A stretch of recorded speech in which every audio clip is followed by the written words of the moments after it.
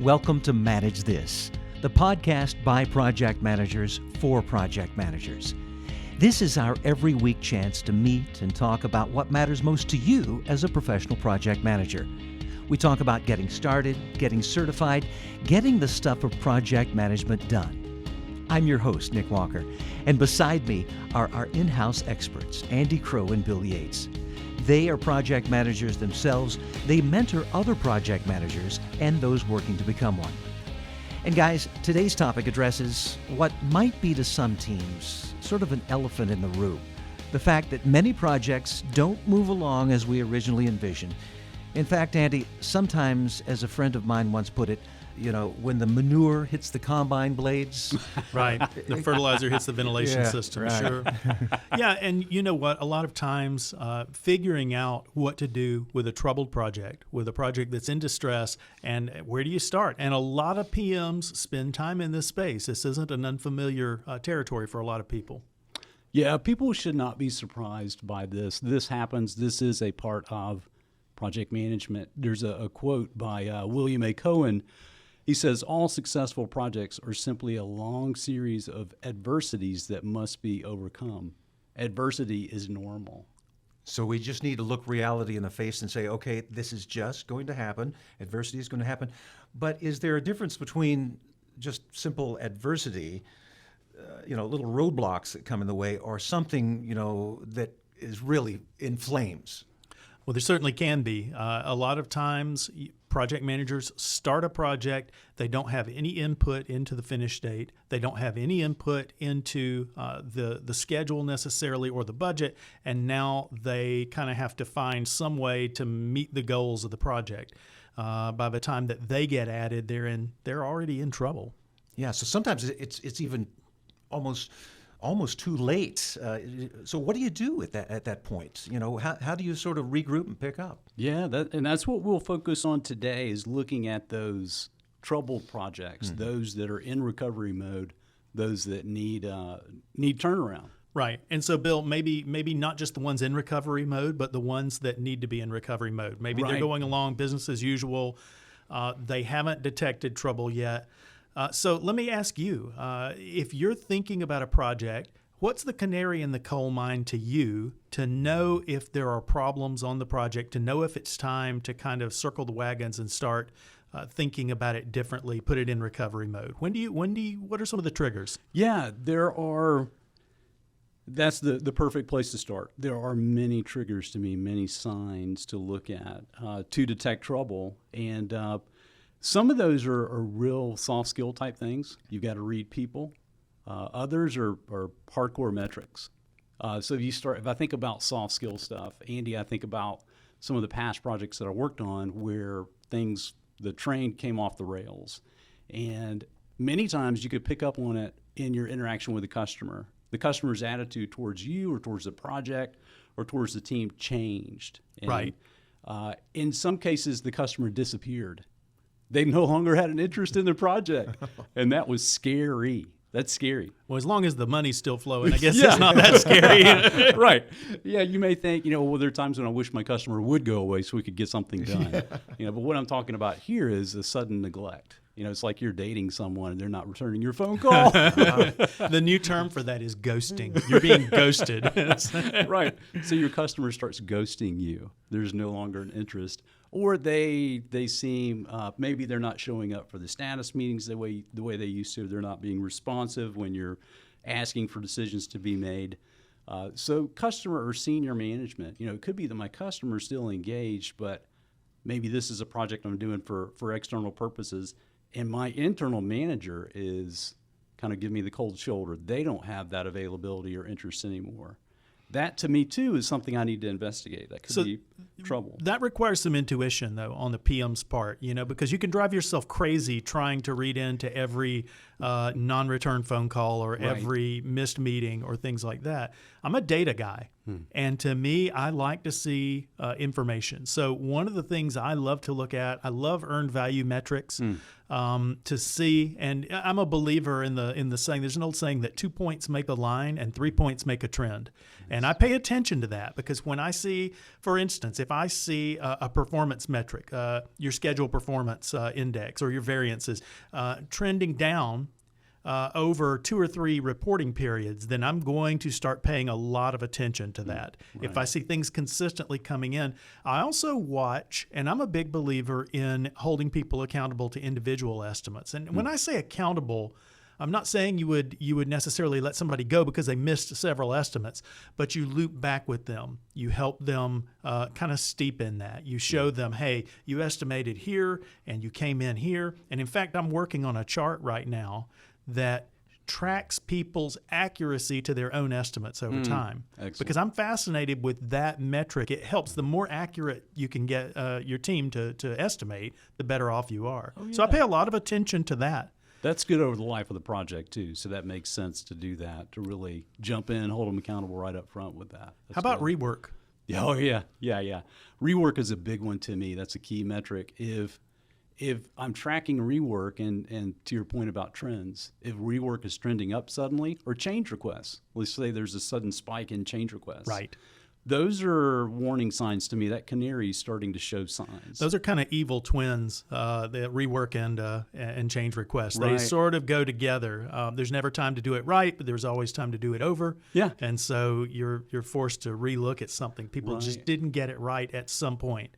There's another for me too, Andy, where if I think about, let's say we're tracking expenses and we look back over the past month and maybe we paid a lot more overtime or paid higher consulting fees than normal. That tends to raise an eyebrow for me too. This is getting a lot more attention at a federal level too. This whole idea of overtime is starting to, people are paying more attention to it. So businesses definitely care about it. Now the government's starting to care about it. In a very different kind of way, and forcing people to track it and account for it a little bit differently. Right. So it's going to get more attention. There's no question. And on larger projects, sometimes if you're the project manager and you have a larger project team and a certain area starts to have higher consulting fees or more overtime, that could be an indication to me that, okay, they've got an issue they're dealing with. They don't really want to tell me about it yet. Right. So my wife had a professor in college, and she went to Furman University that you perhaps know well. Go Paladins. And and her professor's quote that we still use many years after we've graduated was, things take longer than they do.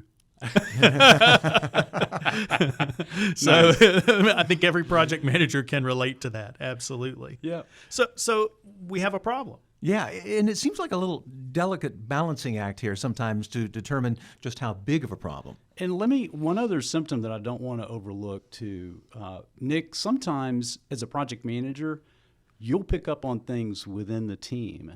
There could be some conflict on the team that you don't understand. Is this personal, or is this because they know there's a bigger issue that, again, I don't have full exposure to yet? Or do I just have like warring parties on the team? Or what's going on here? Is this something that's going to upend the cart? Is this going to throw us off? Because suddenly I've got like a team funk going on here. Right. I can't explain it. Yeah. So this is the thing. The PM, project manager's at a point, and you've got sort of senior manager, the organization, and sponsors above you, and you can picture that as a triangle with the top pointing down. And if that makes sense, the tip, the sharp point of the triangle is down. And then on the other side is the team. And the PM is right in between those two and is sort of at this friction point. And it is a challenging job. And so the PM a lot of times will pick up on team distress and distress within the senior management organization, sponsors, et cetera. We'll just lump all of that and call it senior management. You can know about things going wrong. It's a very sensitive thing. Once you kind of get into that, it's as if you're driving a car, and everybody's had that experience where you can tell you've driven this car enough to know something's not quite right. It's not stopping, it's not breaking down, but something's going wrong. Right. All right. So we want to fix it before it breaks down. Right? Yes. So where to begin? Well, there's a couple of approaches. One thing you can do is bring in outside help. I've done that in a previous life where I've been one of the guys who's been parachuted in sort of a tiger team to reboot a troubled project. And that was a fun chapter in my life. It was an interesting chapter, very stressful. So they would fly me in. A lot of times I would commute, and I would come in and help get the project back on track. The other approach is to try and do it internally and try and fix it yourself, which is probably a better approach if you can do that, rather than just bring somebody in from the outside. But either way. Andy, I think back to some of the interactions we've had with students, with project management professionals through the years, through Velociteach, and that Tiger Team approach. That is very intriguing, and I know for you professionally, you probably grew a lot during that time because you're the fix-it guy, right? And I think of some of the we do a lot of work with Siemens. They have a big power generation group, and they have a group of engineers that are experts in diagnosing what's going wrong with one of these wind turbines. And I've had some of them in the classroom before describe all the different points on the globe that they've had to fly to go fix a troubled project. And if you envision some of these wind turbines, these blades are 150 to 250 feet long. They're huge, right? So if there's a tiny little vibration, if it's off just a little bit, that's a big, big issue. It's going to break equipment. They're not going to be as efficient or produce the power they're supposed to. And it's a pretty good analogy for the team, too, right? Just the same way these experts are flying in, parachuting in to solve the problem for that project. Many times there's a little trouble, there's something off with our team, and if an expert from outside can come in and help fix it, great. But to Andy's point, I think the second option is probably the one that we're most familiar with, where we've got to heal ourselves. It's kind of that do-it-yourself approach. Right, and I'm wondering if those guys can consult on a wobbly ceiling fan, too. Probably the same principles at work, maybe even easier for them. It would be ironic if they go home and their ceiling fan is wobbling, right? Maybe the manure hit the turbine fans. That could be it. Well, so we pick an approach, whether it's the Tiger Team, whether it's to solve it internally. Let's get into that a little bit more. Why is that advantageous? Yeah, and we're going to talk about the steps. What steps should we follow as project managers we've got a problem, we've detected the problem, now what do we do with it? And I want to quote, Andy's quoted some famous folks, and I wanted to throw this quote from a leadership expert out as we start in this area. He's a soft skills guru. We know him as Mike Tyson. And he says, everyone has a plan. Yeah, soft, right? Everyone has a plan until they get punched in the mouth. And I can relate to that as a project manager, right? So much of our time is spent planning. And then suddenly we have these variances, these gaps. Things are not going per the plan. And we start to get just consumed with it. Now we've got a serious issue here that we've got to fix. We've been punched in the mouth. So what are we going to do about it? So Andy and I hope we can tease out some advice for project managers, some things to think through. Right. For our poor IT listeners out there who are in information technology, they're the ones who this always happens with the interfaces. You plan a project, you look at it, and you say, "Oh, this will be easy to talk to this other system." It's not going to be easy to talk to that other system. Yeah. Nobody's going to make that easy. That's the punch in the mouth you're about to get. Yes. Are there specific steps then that we can identify and take? Yeah. The first piece of advice I'd go with, 2 words: calm down. Calm down. We've all been there. There's a troubled project. We're the frog who's felt the temperature rising so slowly in our project. In our debrief meetings, our status meetings, we've seen a variance. To Andy's point, the trend has been slowly but definitely emerging, and we've got a troubled project. And now I can't sleep at night. Now I'm worried about my career. Now I'm worried about my senior management, my sponsor. I'm worried about my team. The first thing I've got to do once I'm staring this problem face to face, staring it down, is I've got to calm down. I've got to get my emotions under control. Nobody is at their best when they're relating or trying to lead out of fear. Right. You're never gonna be at your best. Period. End of sentence. That's right. And the leader is really the one that's going to set the tone here. Absolutely. And I don't want to completely discount that emotion. I think for me, it's a motivator. If I can not be overwhelmed by that emotion, then I can harness it, right? I can harness that power, kind of going back to the power example there. But I've got to get it under control because, to Andy's point, it blocks clear thinking. I saw a coffee cup the other day. You've seen the ones that say keep calm and carry on. And this one said, I will not keep calm and you can shut up. Yeah, okay. Maybe you need to put that one aside and sort of tap into your inner British resolve here. So we want to probably, my guess is, avoid finger pointing to some extent, but it's hard not to do that.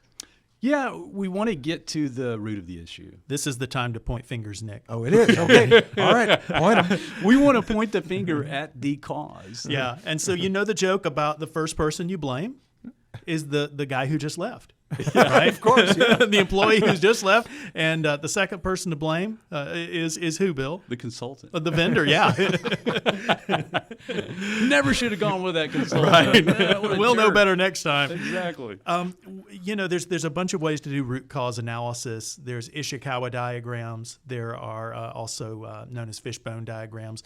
These root cause, the point behind the root cause is to really understand the problem. And this is uncomfortable for people.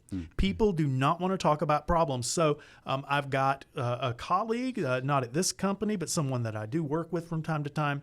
And this person regularly says, you know what? I don't want to look backward. I only want to look forward. I want to keep positive. I don't want to talk about the problem. I want to talk about a solution. That doesn't work well. And Mehan Khalsa, in his wonderful book, Let's Get Real or Let's Not Play, says you have to really understand the problem, or the only way you're going to solve it is through blind luck. So I'm a big believer in taking time and getting to the core and really understanding what went wrong. So these root cause diagrams are one way. I'm a big fan of the 5 whys. Exactly. I was going to bring that up. The 5 why technique is an excellent way to force the team to continue to dig deeper and deeper and keep asking the question of why. Sometimes you get to surprising answers, and Toyota made this famous. They use this technique. They continue to ask why, because people at first want to deal with these surface answers. Oh, it's this stupid vendor. Well, okay, wait a minute. Why? And you start looking deeper. What was it about this that didn't work? A lot of times you get to some very surprising answers. And the point here for anyone listening is this is uncomfortable, and that's okay. Just embrace, lean into that discomfort. Stephen Colbert talks about standing the wrong way on an elevator and facing everybody and leaning into that discomfort. And with his ratings right now, he's probably getting a good chance to lean into that. But it's a good thing. It helps you to really understand and get deep in the problem. And you've got to understand. Does this also help you identify maybe some parts of the program that can be salvaged?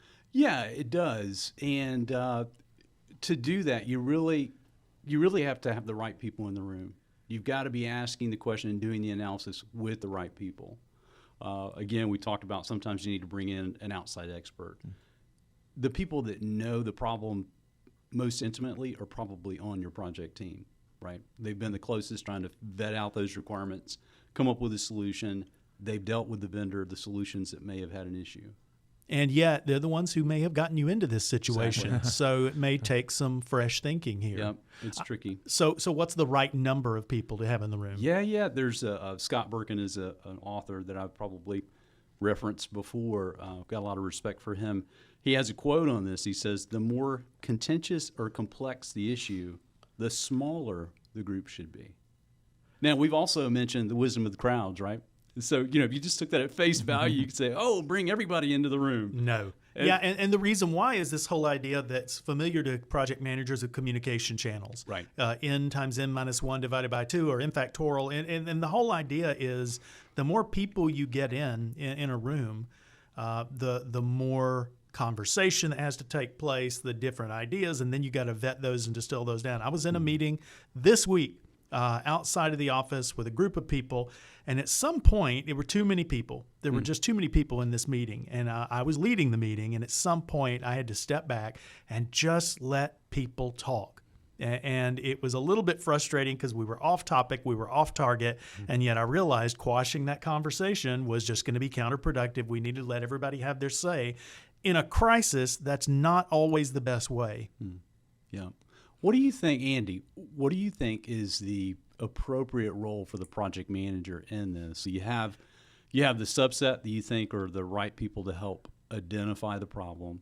You're using techniques to get there. What's the role of the PM in that? Okay, so let's go back to our idea of an internal PM and an external PM. Right. If you've been brought in externally, your job is to listen and listen some more and really start to understand what's going on. And it may take a little bit longer to really get what's happening, because again, people all have their own way of representing it. If the project's in trouble, they may be representing that out of fear, and you may get some distorted things and really have to dig. If you're internal and you already have a good feel, you may have to change your leadership style. You may have to become a little bit more autocratic, a little bit more directing, and a little bit more authoritative. That's good. One of the things that I've learned as a leader, the art of asking the right question, and I think you nail that. Whether it's an external or an internal PM, somebody who's kind of parachuted in, who needs to do a lot of listening. One of the keys is to ask the questions, ask the right questions, and listen, lean in and listen. Make sure you're really helping identify that root cause. The more people trust you internally in this process, the more forthcoming they'll be. A lot of times people are going to represent it, and they're always going to be pointing outward. They're always going to be saying, you want to know what the problem is, and that's the reason it's so easy to talk about somebody who's left or some vendor, because they probably can't defend themselves. Right. You know, I'm listening to this, and I know for me, starting over it goes against my grain. It's like I don't want to take 2 steps back before I can go forward. I just want to keep moving forward. That must require a little bit of discipline. It does. Revalidating the goals and the purpose of the project is a worthy thing to do at this point. It's a smart thing to do. But it is, Nick, it's difficult. Yeah. It's very difficult. Right. And what you're asking in that situation is, are we still solving the right problem? So you're actually going back to the beginning? Yeah. Yikes. Yeah. It's scary. We wasted all our time. Yeah. No, not necessarily. And you're not necessarily throwing out all the solutions. You're going back to the business case. You're going back to the charter. You're going back to a contract. You're going back to the scope statement, whatever it was that you began with, where life originated here. And you're asking, if we solved this problem, if we gave this solution, if we delivered this the right way, would we still be on track? Would this be a success? It's these critical success factors that you're revalidating. Did the team just not execute well, or did they deliver something that didn't solve the problem? Yeah. One of the, this is a twisted way to look at it, but one of the good things that happens from this is you're forced to go back and look at the value that the project is going to bring and make sure that it's still on point. Markets change. Some of the projects we work on are really long, right? So we start with a certain set of assumptions. Those may have changed. The market may have changed. Our customer may have changed. The needs may have modified. Does our project still answer the question, is it a need that needs to be addressed? So in some ways, you're not only starting over, you're actually looking to the end? Am I hearing that right? You're sort of looking to the end and saying, what is this supposed to look like, and how do I get there? And we're big believers, and we constantly advocate for beginning with the end in mind. Yeah. One of Stephen Covey's 7 habits, I believe. Very nice. There's one other piece to think about here. Specifically, if we have requirements, let's say we have 10 requirements that we're to deliver with this project, we may be through this looking to see, okay, if this aspect of our project is troubled, then does it only impact a subset of those requirements, or is it everything? It may be that we look at those requirements and go, okay, if we ditch those, if we cut out that piece of the scope of this project, is the rest recoverable? So then we go back, PMI speak, the requirements traceability matrix. So who owns that requirement? Who do we need to engage in that conversation to say, hey, we think the right move to make is to ditch this requirement. We don't need to build to that spec anymore. And then we think the project can recover. This is leadership, though, Bill. This is hard work to actually do this. It's one thing to sit here and talk about it behind a microphone. It's another thing for a leader to walk in and look at it. The truth is, something has to change. If you do what you've done, you're going to get what you got. Mm-hmm. And so it's not going to improve. You've got to change things up. Scope is one of the big variables that you potentially can impact in almost any project. Not every project. Some are done under specific contracts, but almost any project has to go back and look at that as one of those things that they can influence. is the scope. So you're talking about a reboot. I am talking about a reboot in the sense, so I would say Control-Alt-Delete, but I started in the old DOS days, and that really dates me because now that doesn't do what it used to do. Right. For those younger listeners, that used to actually reboot your computer, just so you know. So yeah, I am talking about a reboot, but what I'm talking about is trying something different, and that's challenging. If you've done this project since the beginning, you've been the PM, and now suddenly things aren't going well, it's really hard to say, okay, I got to do something different. Right. Yeah, different's scary. Right. And what do I do? It? Right. Exactly. What does that look like? Yeah. One of the when we do reboot, one of the approaches to take is to simplify. Let's pursue simple solutions. Now that we've got our hands around this problem, we've looked at the problem in the light of day. What is the simple solution? What's the most simple solution that we can offer to right the ship? Let's rate our critical success factors from greatest to least. Let's talk about how well the solution design is going to meet these things. Let's also take a look at the team and see how their capability to meet these things is. Right. I can think, when we go down this topic, I think of specific projects where we fell in love with the technology or an approach. We had a process that we just thought was designed exquisitely. It was going to be the best solutions. Most of these are software examples with financial service systems. But there was a point in the troubled project where we had to scrap it. We had to say, this new tool it's a beautiful thing, but it's too buggy right now. We can't rely on it. Or we've been embarrassed in front of our client with it 2 months in a row now. We've got to ditch it and go with a more simple approach, the old tried and true, and it's and you may get a lot of resistance from the team members who have invested in learning the new system, bringing that new process into play, or maybe they built it out. It may be a new module or capability that you created. I would advise you to blame the vendor, but it sounds like you might have been the vendor in that case, so we won't go there. That's true. This seems like almost a metaphor for a lot of different projects. The code okay, the data bad. Right. Yeah, I can think of a specific example. I worked with Verizon for a number of years, and we built a really fancy interface. Again, this is an information technology project that we were doing. And we had to throw away the interface and go to something simple. All we were trying to do is load data and and crank up a system, prime the pump and get it going. And through that, I earned the reputation, one of the guys on the team for Verizon, he actually called me Mr. Control-C, Control-V. And that, for those who don't use that shortcut, that's to copy and paste data from one place to another. So we kind of went with a very a simple approach of roll the sleeves up, get your hands on the data, and get it in here, and let's see if this stuff is valid or not. Forget the fancy interface. Let's get it going. You know what, Bill? When you're talking about simplifying here, one of my favorite quotes, and I can't remember who said it, but the quote is, "Perfection's achieved not when there's nothing left to add, but when there's nothing left to take away." And so you pare it down, you simplify. Project managers are always afraid of gold plating, and gold plating is just adding additional scope that wasn't critical to the success of the project and maybe wasn't even requested by the customers, something else to add. And it's time to really pare things down to their critical components and understand them.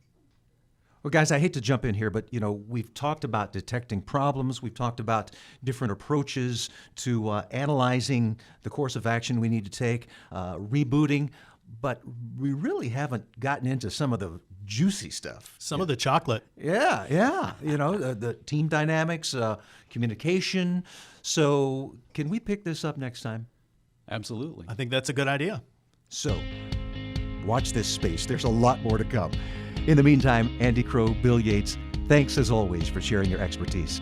That's it for us here on Manage This. We hope you'll tune back in on August 16th when we'll talk about some of the painful but necessary steps project managers may need to take to get a project back on track.